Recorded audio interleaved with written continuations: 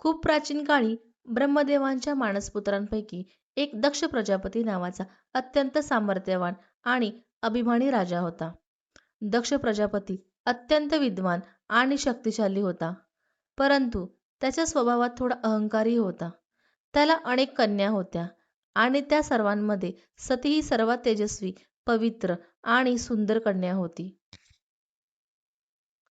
सती लहानपणापासूनच अत्यंत शांत, भक्तिमय आणि धर्मपरायण होती. तिच्या मनात नेहमी देवभक्ती असायची. विशेष म्हणजे तिच्या मनात भगवान शिवांबद्दल एक अद्भुत प्रेम आणि आकर्षण होते. ती नेहमी भगवान शिवांचे ध्यान करायची, त्यांच्या नावाचा जप करायची आणि मनोभावे त्यांची पूजा करायची. सती जसजशी मोठी होत गेली, तसतशी तिची शिवभक्ती अधिकच दृढ होत गेली. तिच्या मनात एकच संकल्प होता, भगवान शिवांनाच पती म्हणून प्राप्त करायचे. पण दक्ष प्रजापतीला हे अजिबात मान्य नव्हते. त्याच्या मते शिव हे स्मशानात राहणारे, भस्म लावणारे आणि नाग धारण करणारे देव होते. त्याला वाटायचे की असा योगी त्याच्या राजकन्येसाठी योग्य नाही. त्यामुळे तो सतीला शिवांपासून दूर ठेवण्याचा प्रयत्न करत होता. परंतु सतीच्या मनात शिवांप्रती असलेली भक्ती आणि प्रेम इतके प्रखर होते की तिने ठरवले की ती कठोर तपस्या करून भगवान शिवांना प्रसन्न करेल. सती जंगलात गेली आणि तिने कठोर तप सुरू केले.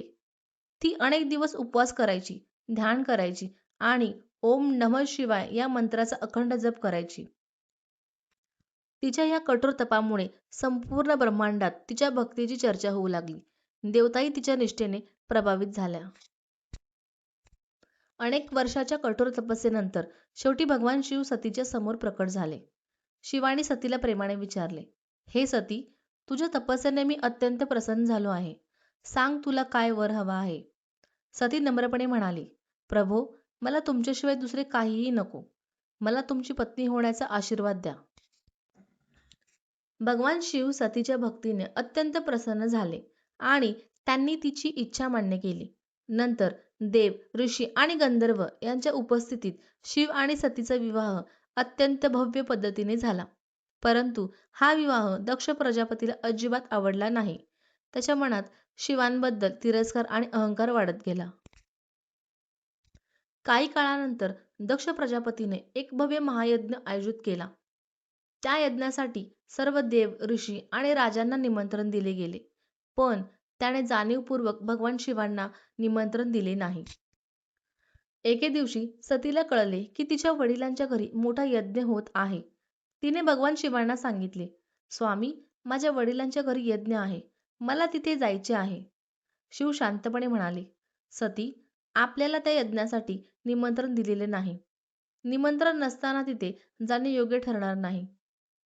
तिथे तुझा अपमान होण्याची शक्यता आहे.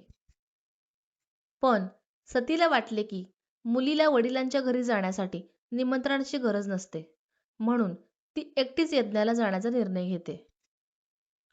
सती जेव्हा यज्ञस्थळी पोचली, तेव्हा तिथे सर्व देव, ऋषी आणि मोठमोठे राजे उपस्थित होते. पण तिचे वडील दक्ष प्रजापतीने तिचे स्वागत केले नाही. उलट त्याने भगवान शिवांचा अपमान करायला सुरुवात केली. दक्ष प्रजापती म्हणाला, शिव हा कोणताही महान देव नाही. तो भस्म लावतो, स्मशानात राहतो आणि भूत प्रेतांसोबत फिरतो. तो देवांच्या सभेत बसण्यालायकही नाही. आपल्या पतीचा असा अपमान ऐकून सतीला अत्यंत वेदना झाल्या. तिच्या डोळ्यात अश्रू आले. तिने सर्वांच्या समोर ठाम आवाजात सांगितले, ज्यांचा तुम्ही अपमान करत आहात ते माझे पती आणि संपूर्ण सृष्टीचे महादेव आहेत. तुम्ही त्यांचा अपमान करून मोठा अपराध केला आहे. त्यानंतर सती म्हणाली, ज्या शरीराने अशा अहंकारी वडिलांच्या घरात जन्म घेतला, ते शरीर मला नको आहे. असे म्हणत सतीने यज्ञाच्या अग्नीत उडी मारली आणि स्वतःचा देह त्याग केला. जेव्हा भगवान शिवांना सतीच्या मृत्यूची भयंकर बातमी कळली, तेव्हा त्यांच्या मनात प्रचंड वेदना आणि संताप उसळला. कैलास पर्वतावर बसलेल्या महादेवांच्या ध्यानात अचानक ती बातमी आली. क्षणात त्यांच्या डोळ्यात ज्वाळांसारखा क्रोध प्रकट झाला. सतीवर त्यांचे अपरंपार प्रेम होते आणि तिच्यावर झालेला अपमान आणि तिचा मृत्यू हे ते सहन करू शकत नव्हते. महादेवांचे शांत आणि समाधानी रूप त्या क्षणी बदलले. त्यांच्या डोळ्यातून क्रोधाची ज्वाळा उसळू लागली. संपूर्ण कैलास पर्वत थरथरू लागला. आकाशात विजांचा कडकडाट होऊ लागला. वारे प्रचंड वेगाने वाहू लागले आणि संपूर्ण सृष्टीमध्ये भीतीचे वातावरण निर्माण झाले. शिवांच्या क्रोधामुळे देवताही घाबरल्या.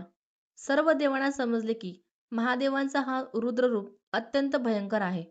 जर हा क्रोध थांबला नाही तर संपूर्ण सृष्टीचा विनाश होऊ शकतो. त्यावेळी भगवान शिवांनी आपल्या जटांमधून एक मोठा केस तोडला.